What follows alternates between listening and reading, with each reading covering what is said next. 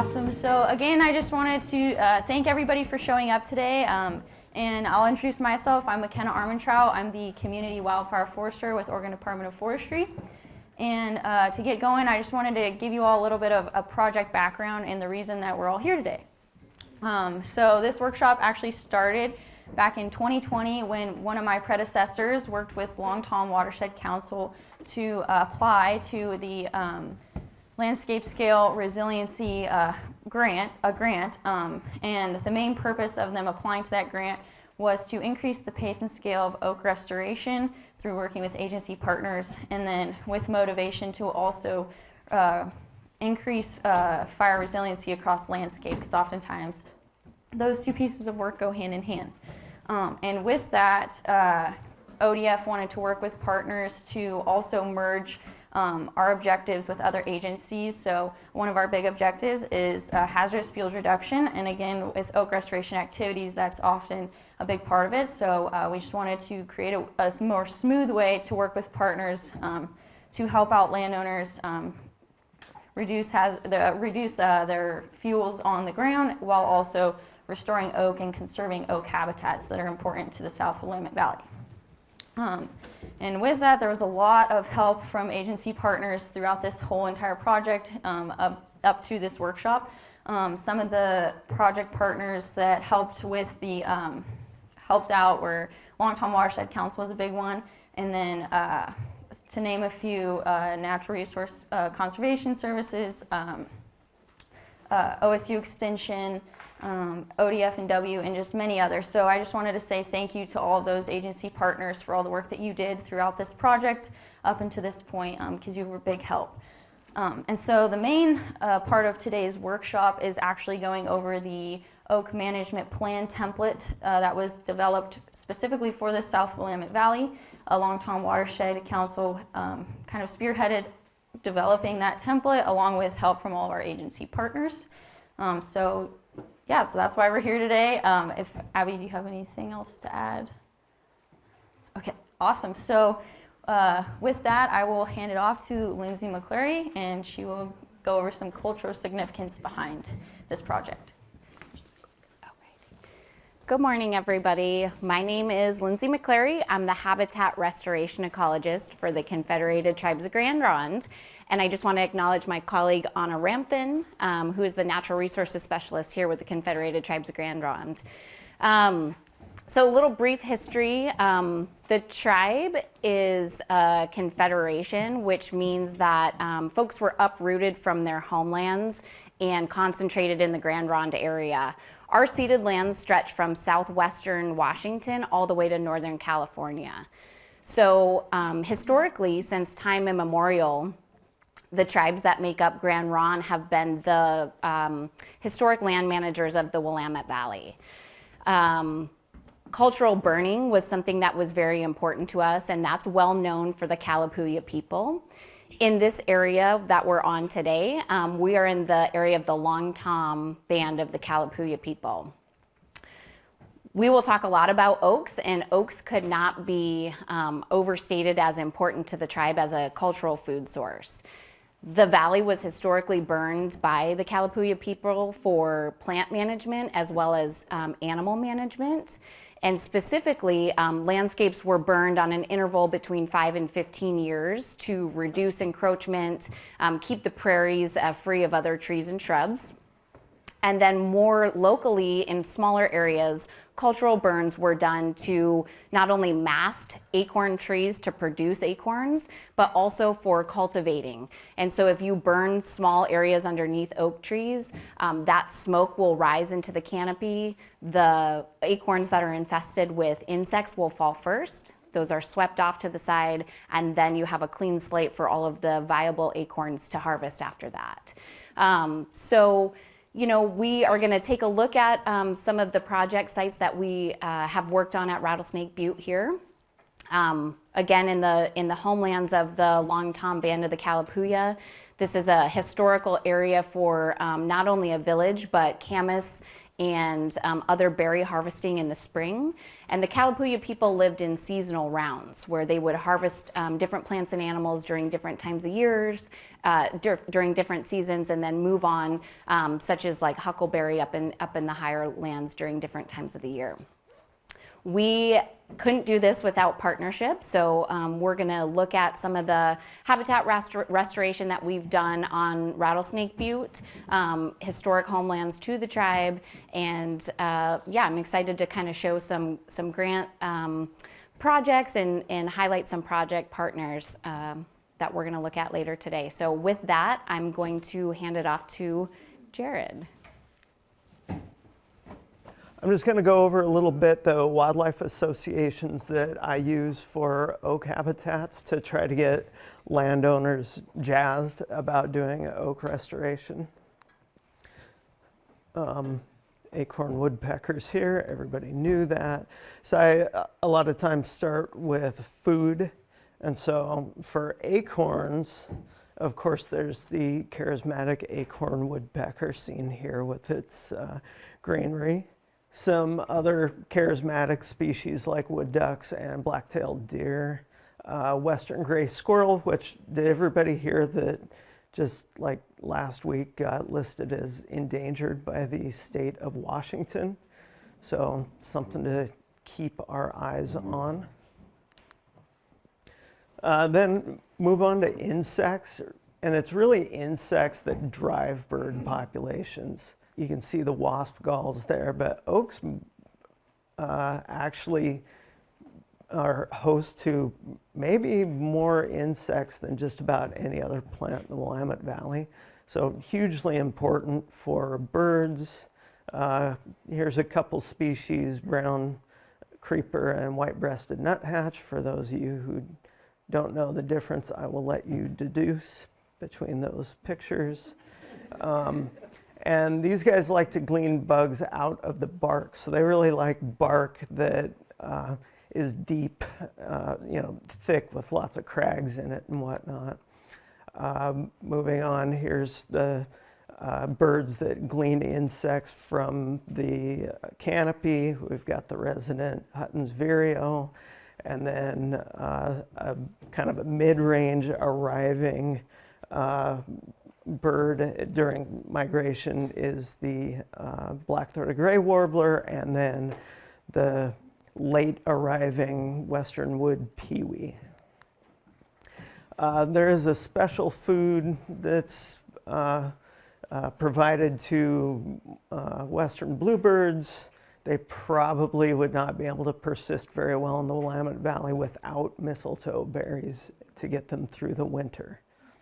So those are just some things I like to share with landowners so they understand the potential of what they've got out there. Of course, cavities are important. This is a primary nesting cavity species, but then that provides cavities for secondary cavity nesting species like this American kestrel, and big cavities for barn owls.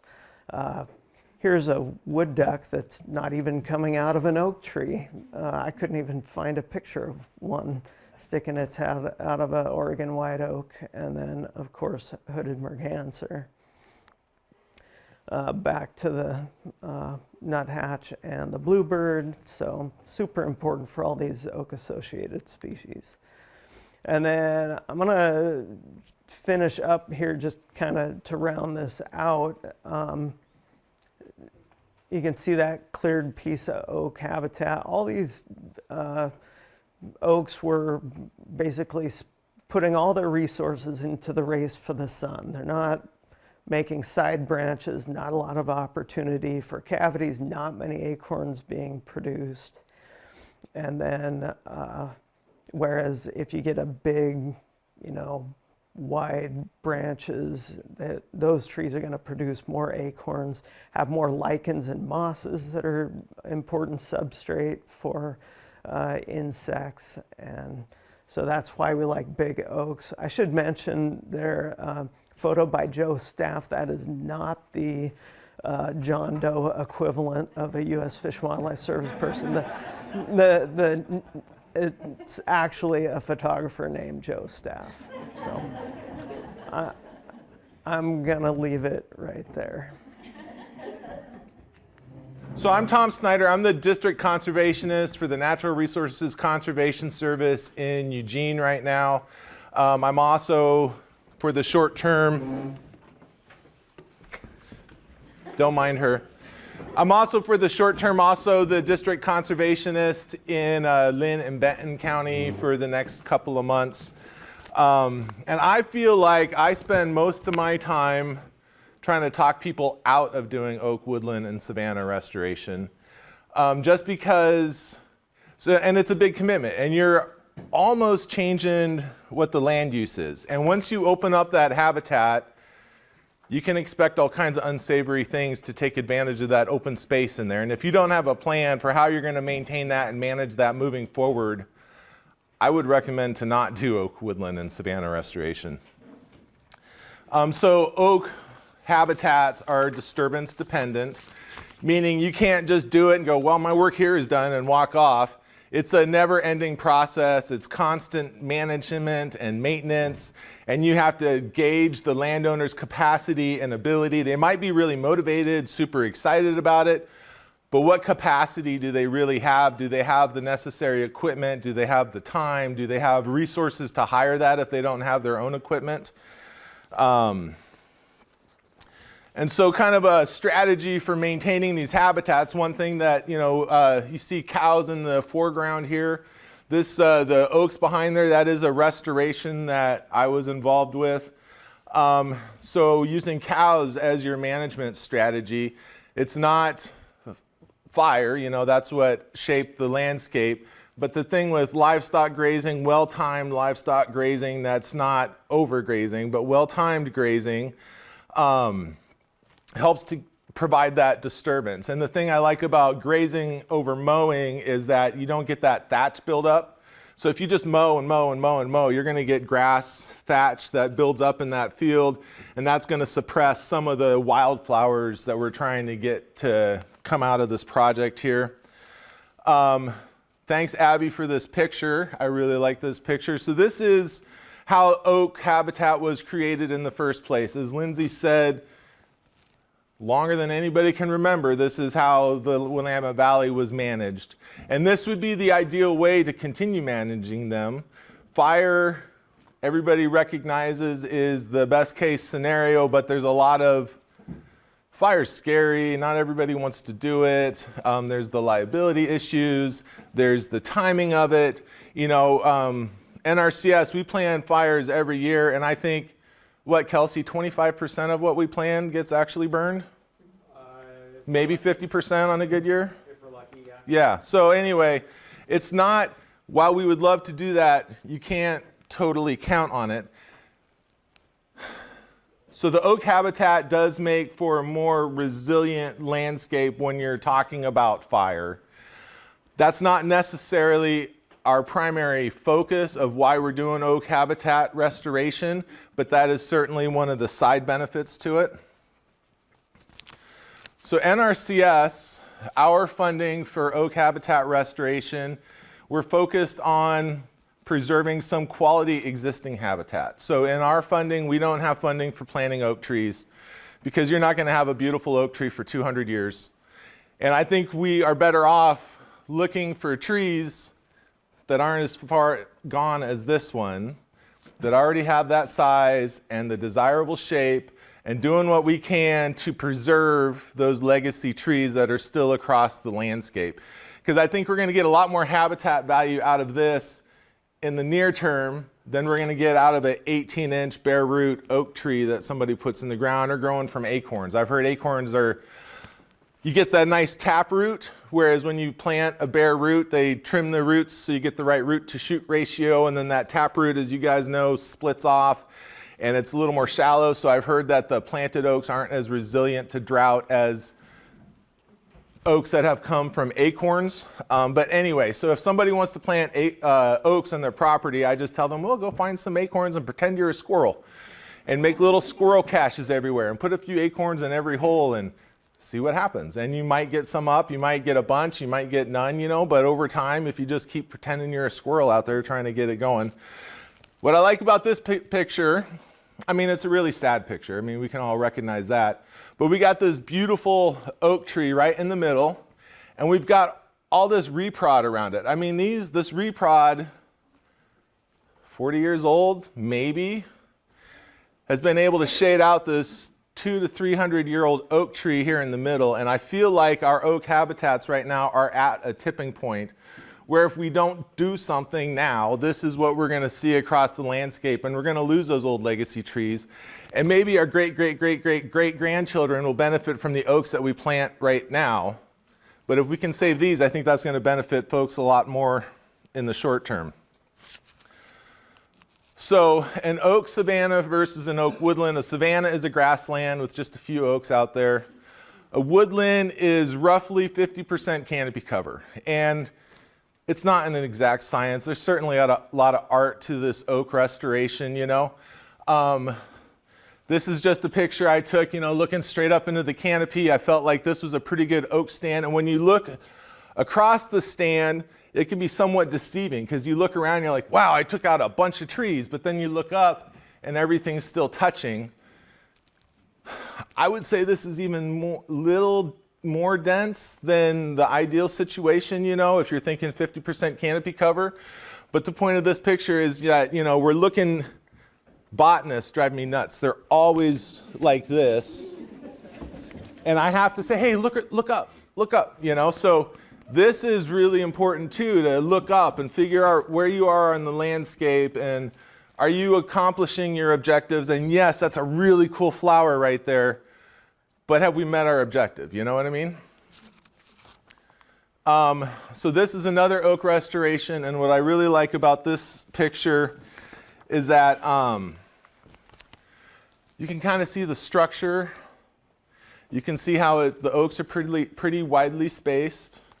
This property actually is close to the hospital in Corvallis, so fire will never be used to maintain this property. You know, so we have those constraints given public and communities that we need to be conscious of.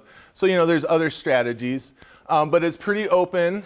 Oaks are really cool and really important. Oaks certainly are a keystone species. I think they are part of a bigger, when you talk oak habitat, yes, there's oaks in it, but I think what's equally important is the widely spaced structure. So you think about birds and butterflies. You can see in the back that just wall of vegetation, that's the property line. That's where we haven't treated. And you think about being a little butterfly, this is going to be a lot easier to fly through and move through the landscape and find resources than you would going through that impenetrable wall of vegetation. And that's what our sites typically look like before we start the work, is just a wall of vegetation. So this is a big lift. That is a huge transition from what it was to what it is now. So you've got the oaks are important, the structure is important. I think what's equally important is the herbaceous understory, those grasses and wildflowers that are on the forest floor. That's supporting the insects at the bottom of the food chain that makes the whole system work. And I think if we're not looking at this herbaceous component, I think we're really missing the mark moving forward and trying to create this quality habitat. We're using tax dollars to do this work. It better be good and it better do what it's supposed to, and we better be treating the resource concern that we're trying to treat out there. So I think if we're not looking at oak habitats from, you know, the oaks, yes, structure, but then that herbaceous understory, I think all three things are just as important and they work together. These oak systems, they exist in a mosaic across the landscape. I mean, you guys all live here. You know that Oregon is not homogeneous. You know, I'm from Nebraska, where they grow all the crops, corn and soybeans. And the landscape is pretty homogeneous back there. You know, it does not look like this. So these oak habitats, they exist on a landscape. They're important for wildlife movement. Jared talked about wildlife that specialize in oak habitat. Super important. But also just for wildlife to move through the landscape, providing corridors and connectivity, I think is a really important part of the oak restoration picture as well.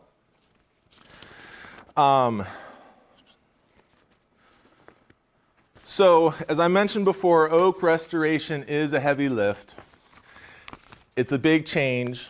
It's you need to know what you're going to do after the restoration is done moving forward.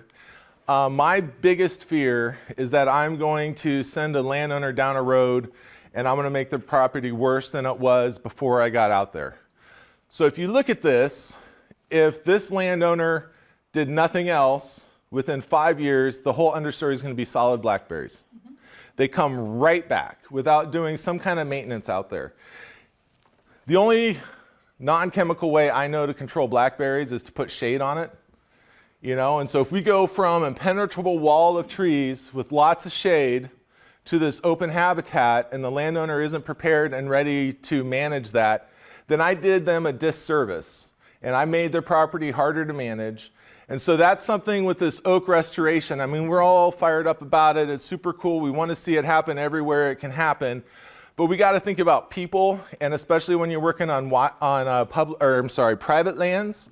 On private lands, nothing happens without people. And people ask me what I do, and I say, I don't actually do anything.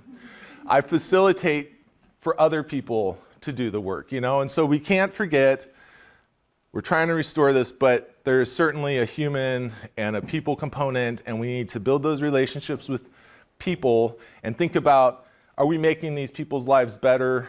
Are we making more challenges for them down the road? Joe Stack is up next. He's going to share a couple of points. So my last thing I want to say is that the wildlife refuges are awesome. Permanent easements are awesome. But if we're talking landscape scale species recovery, we need to look at private lands. And the biggest land use on private lands are working lands.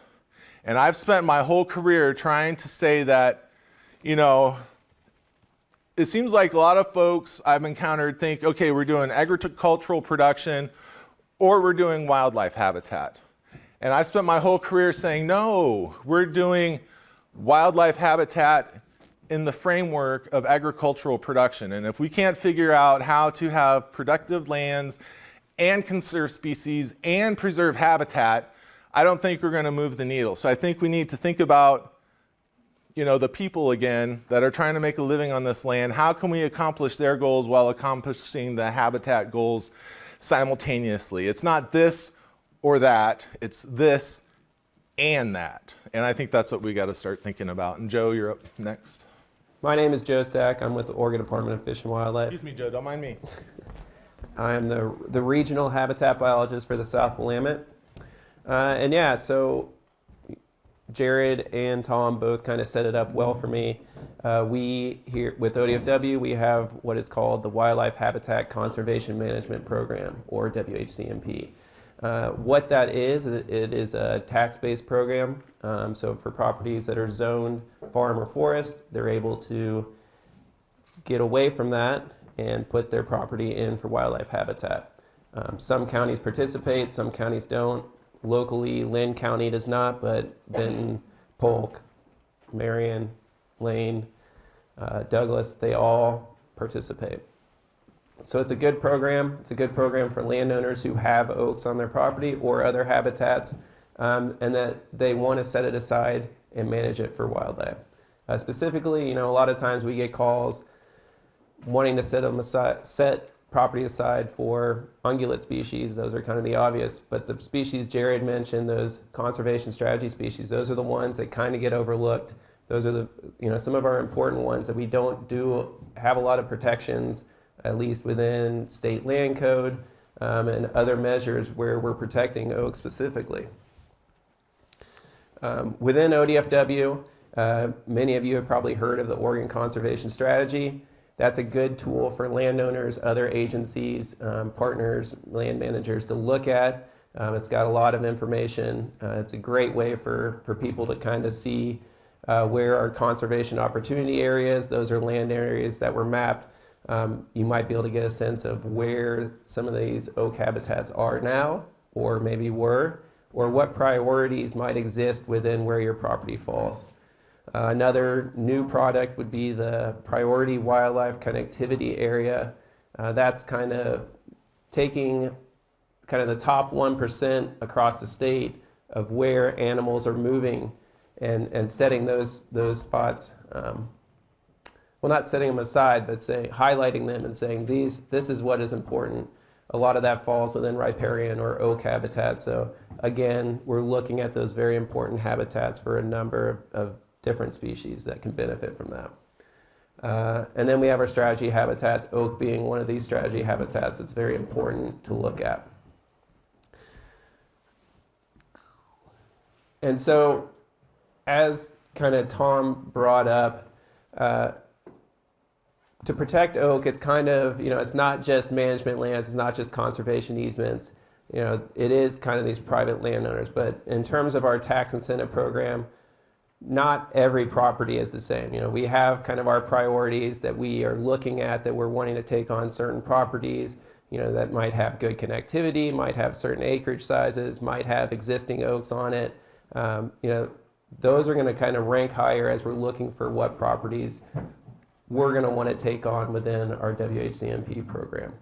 You can, I don't know if you can tell in the program here, or in the picture here, but up top there you have a property that's had some oak habitat restoration done on it, and then on the bottom here, that's just it's a big old oak, but it's just in someone's front yard. So in terms of what we're looking for, yes, we care about your oak, but it is not a good fit for the program. And with that, I think it kind of segues into what we'll talk about next, which is the product that was kind of designed through this whole collaboration. And I don't want to steal Abby's thunder, but I think what it does is it allows landowners that are interested in our program, in NRCS, in kind of all these other programs, to create a management plan which is needed to enroll in all these, and then be able to take advantage of all of these different programs if they fit into it. So for our program, we are not giving financial assistance to a landowner. That their assistance comes from the tax break from the county. So in order for a landowner to maybe get the money to do a lot of the work, they're either funding that themselves or they're taking advantage of an NRCS grant. Even an ODFW fuels reduction grant could be beneficial. So I think that's where this kind of all ties into this document that was created, the importance of it. I'd like to see something in the future where maybe we have a bunch of these different things for not just oak, but for prairie habitat, wetland habitat. I think that would be beneficial. Abby? And I guess, I'm going to introduce Abby to talk about the program. All right. Thanks, Joe. All right. Hello, everybody. Thanks for being here. My name is Abby. I'm with the Long Tom Watershed Council, and I helped put on this workshop with ODF, and also had the honor of helping develop some of the management planning tools that we're introducing to you today, and you'll find a copy of on your tables. There's also several more copies if you want to take any home. They're sitting over here on this bench. You're welcome to help yourself too. They'll also be available digitally. So I just wanted to kind of walk through what we developed through this project, and I just want to acknowledge there are a lot of brilliant minds both before this project and through this project that helped put these together. So just kind of representing the body of work of a lot of people. So here's a summary of what was created through this project. Essentially, all of the management planning tools are designed to help technical service providers as well as landowners, contractors, anyone who might be working on developing a management plan on private lands or meeting the requirements of any number of programs that support landowners doing oak habitat restoration on their lands. So I'll walk through these in a little more detail. This is the management plan template. A lot of management plan templates exist out there already, specific to this region, to Western Oregon, to Oregon. A lot of them are designed for working lands, and a lot of that is still really helpful and overlaps a lot with this plan template. And a management plan is really helpful both in terms of helping landowners kind of think through the next 10 or so years on their property and what their goals are and how they're going to maintain it, but also it's a requirement for several programs, such as the NRCS cost share programs, for the ODFW tax incentive program, sometimes ODF plan for alternate practices. So if a landowner is on forested land and wanting to, maybe they're noticing their conifers aren't being supported, or they see there's really mature oaks or species that are dependent on oak habitats and they want to support that, there's a lot of kind of bureaucratic hurdles they might have to go through just to be able to do that. So the point of this management plan template is to help streamline access to all those programs, provide some kind of standardized content that addresses oak habitat ecology and the needs of the species that depend on those habitats, just to make it more accessible for a landowner to want to even do this, as well as save time for any of us who might be helping those landowners access those resources. So here's a really illegible version of the table of contents. I don't expect you to digest all of this through this slideshow, but I just want to run through some highlights of this plan, knowing that it's a 40-plus page document, and I was trying to make it as concise as possible, but it turns out some of the programs have a lot of requirements, and there's so much information you can know and put together about a property. So I'll just run you through some of the highlights. So in the template, there's a lot of familiar things that would show up in any forest management plan template, things like details about the tax lot, where it's located, the geography and soils and water features, forest health concerns, breaking the property into management units, management practices, and a timeline for implementation. Those are all familiar things that would show up in any property management plan or forest management plan. What's unique about this plan is it's providing some landscape context that's specific to oak habitats in the South Willamette Valley. And this could be relevant in other regions or perhaps adapted to be more specific to other regions. So this is an open source document that's meant to be kind of copied and pasted into management plan templates for this purpose. And I'll acknowledge there's a lot of work referenced that was created by others, and that's cited in this plan as well. So there's a lot of resources out there already for private landowners to manage oak habitats for birds, for wildflowers. So there's links to a lot of those resources and even highlights pulled out, provided in here, just not wanting to reinvent the wheel, but wanting to consolidate it and organize it in a way that's applicable in this context. So we've also provided conservation opportunity areas and where to find out if a property is located in a conservation opportunity area. And we've provided a brief paragraph pulled from another publication regarding bird habitats that was slightly modified for this purpose, of all the different types of oak habitats. So kind of not just oaks, but what density of trees, what tree species composition, the soil moisture, and I'll get more into this when we reach the appendices. There's a simple stand assessment form in here as well. So this isn't an official stand inventory that would be required for if you're doing needing to do a forest stand inventory or timber cruise, but it's a simple way for someone to assess what they have going on their land, and they could do multiple for different stand types they might have on their property, but it's a way to get you thinking about what percent canopy cover do you have, what percent canopy cover do you want, density of understory, balance of tree species, composition. So there's a short form in here that someone might do, but again, depending on the use someone has for the plan, or if they're hiring a professional forester, they may need to supplement with more detailed fixed plot surveys or that kind of thing. In the management practices section for this plan, a lot of practices overlap with any that might be included in a standard forest management plan, but there's notes added both with NRCS practice codes in case someone is interested in NRCS cost share programs, just kind of an easy reference. and links to more information about those, as well as some notes about things to consider when using those practices as far as compatibility with wildlife needs and plant community and soil compaction. So just some things to consider in the context of oak habitat when they're using these practices. And a few other presenters addressed the overlap with between oak habitat restoration, actions you would do, and fuels reduction and wildfire resiliency.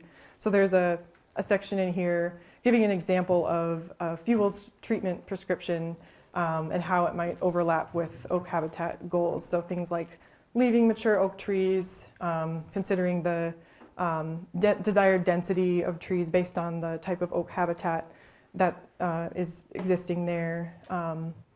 Thinking about seasonal timing of the work to be compatible with wildlife, and then management practices that can support herbaceous understory.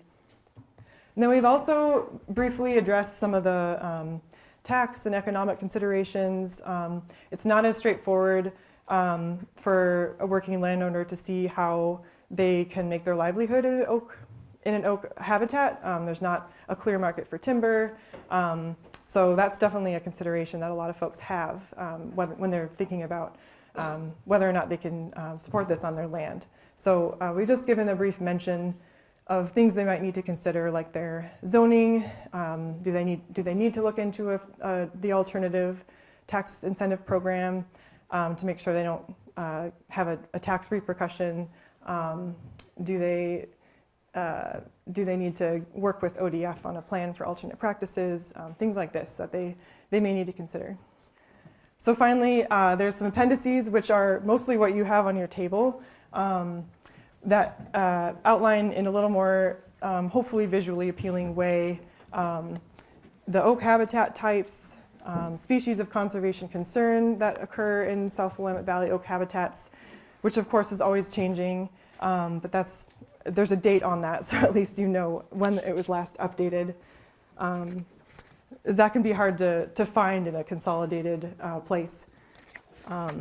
Considerations, like Tom was describing, the need for ongoing maintenance, unlike a timber stand where you may just need to thin it once every decade or two, or even less. Oak habitats need ongoing disturbance. So when someone's considering what their strategy is, a list of things to think about, which are many.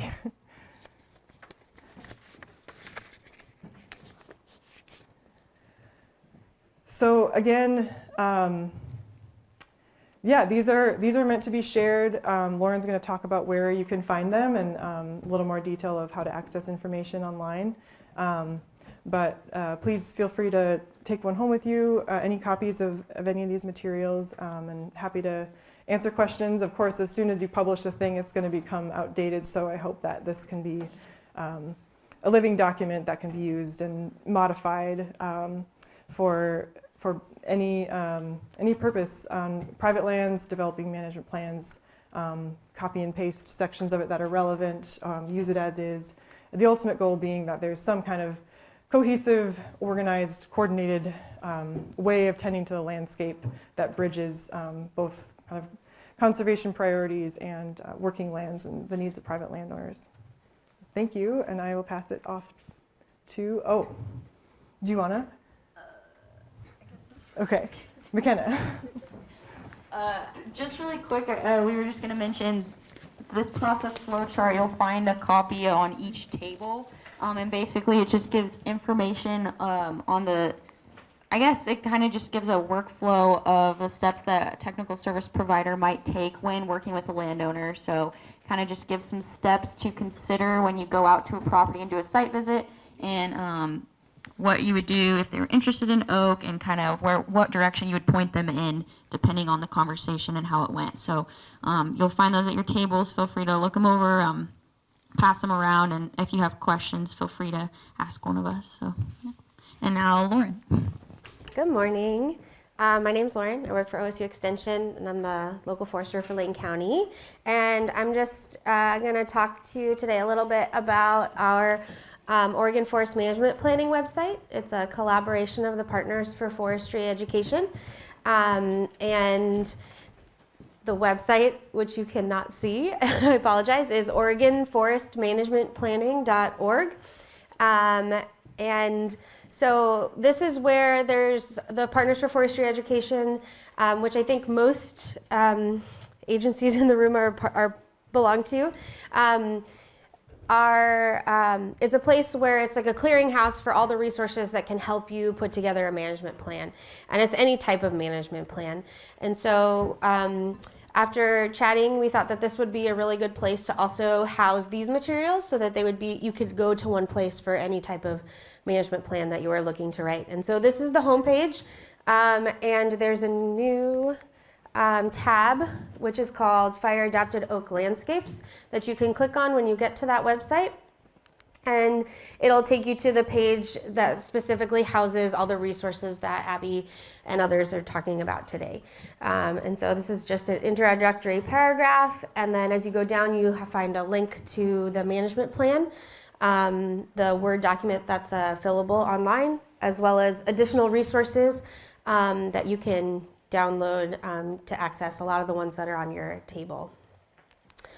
And then there's also a link to various agencies that you can get help from and what type of assistance they offer. And I just tested all the links on all the pages of the website to make sure they all work. So hopefully you will not have any issues. But my email address is on the first page. And if you have any issues, please email me. Or if you know of any resources that we don't include on the website, please let me know too, because I really want to add them. So one of the resources that I was also asked to talk about today is a resource called Land Mapper. And Land Mapper, and to get to it, I'll explain what it is in just a second. To get to it, you want to click on the Resources tab, and you'll be given a menu that has a list of all the types of resources that are on the website. Land Mapper is a mapping tool, and so it'll be under the mapping section. And so if you click on mapping, it'll take you a list of all the mapping tools, explain to you what they offer, and then you'll click on Land Mapper, and it'll take you to the home page. Land Mapper was developed by EcoTrust, and these are the websites. It's available in Oregon and in Washington. I'm going to go over the maps that are available today, but they are actually releasing a few extra maps coming soon. And this project was actually funded by the various partners within the Partners for Forestry Education, including the Oregon Tree Farm System, and I think there were grants from ODF, is that correct? And a Western SARE grant. So there was a lot of partners that are really excited about this website. So this is the data that you get when you go to Land Mapper, also a very wordy page, sorry about that. But you'll get aerial photos, topography maps, street map, a hydrology map, a soils map, and a forest types map. Maps that are coming are density maps.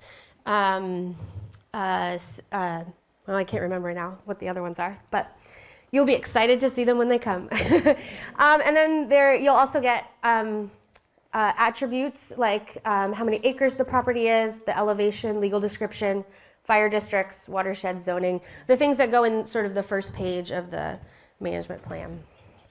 Okay, so when you get to Land Mapper's website, you're going to put in an address that you're looking for.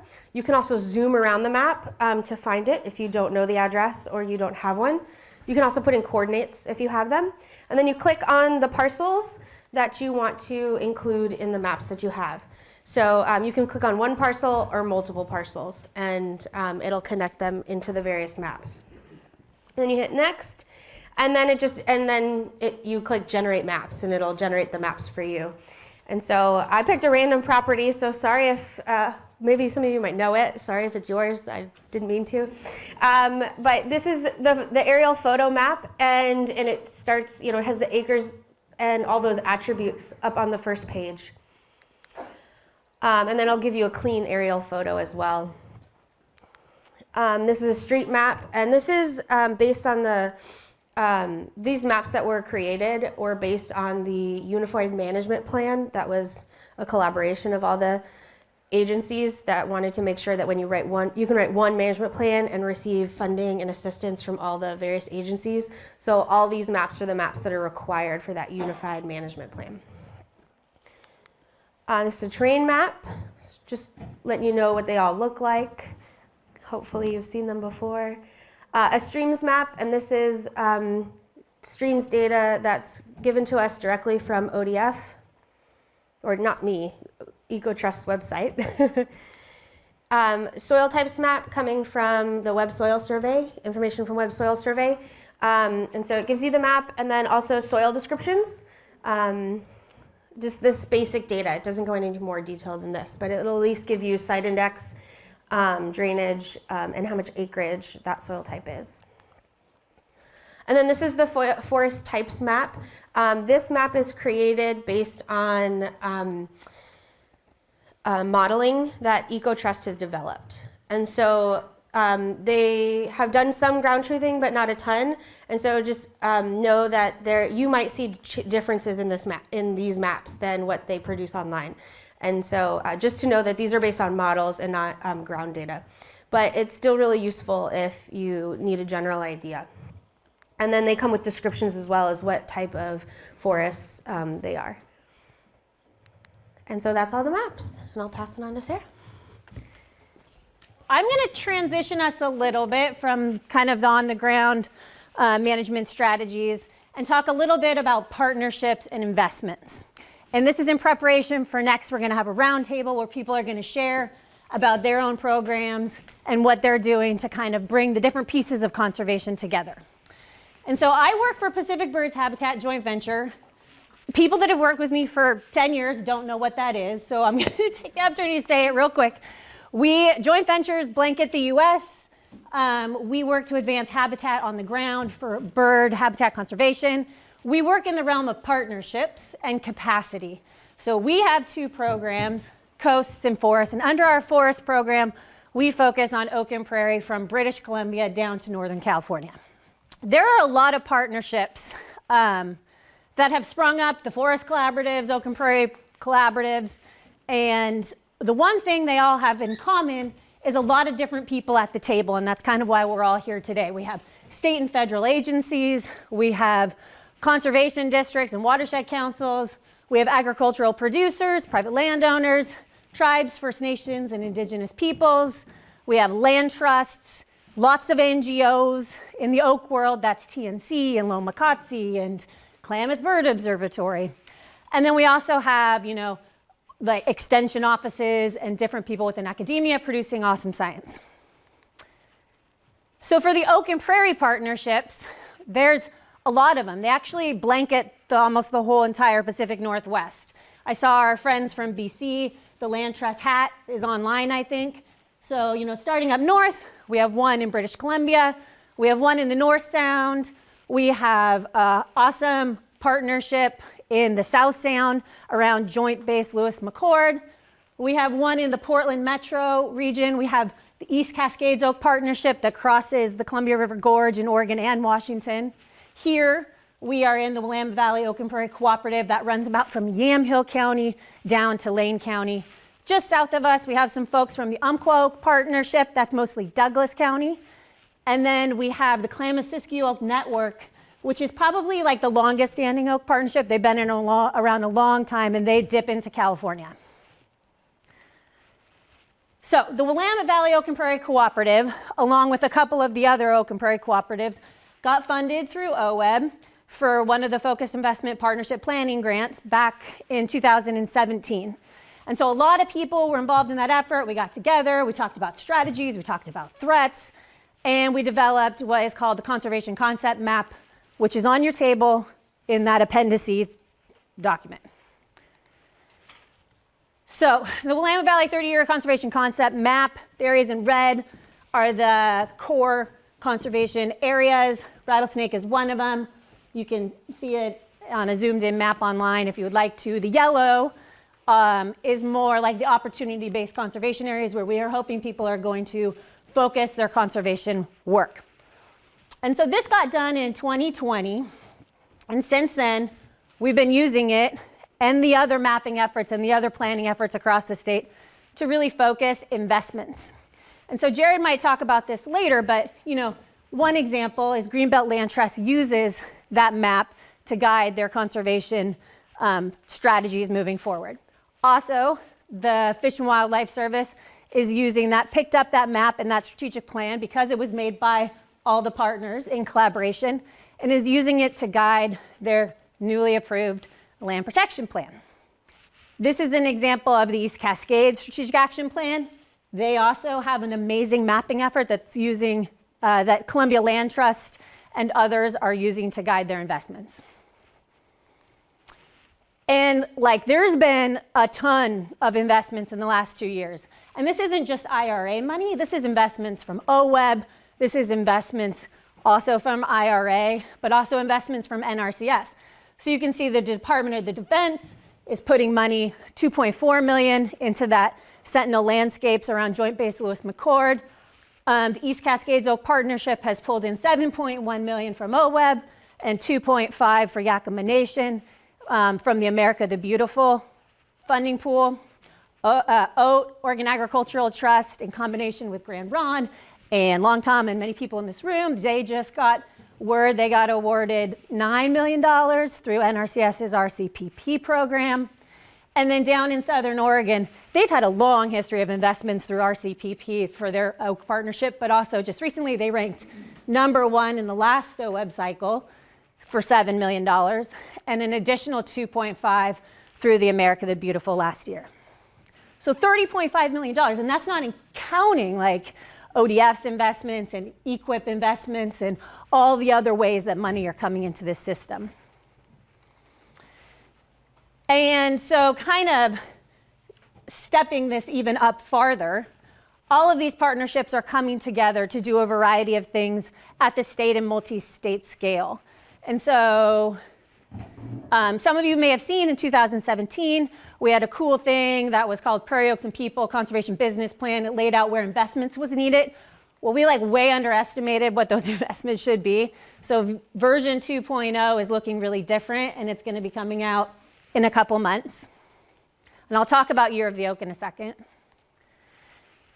And then, so now we have these two kind of umbrella organizations. We have the Pacific Northwest Oak Alliance, which is really focused on bringing together all these partnerships and people working at big scales to leverage that collective energy to build more capacity for people doing work on the ground, to secure really big investments from like National Fish and Wildlife Foundation, and working on policy and public support.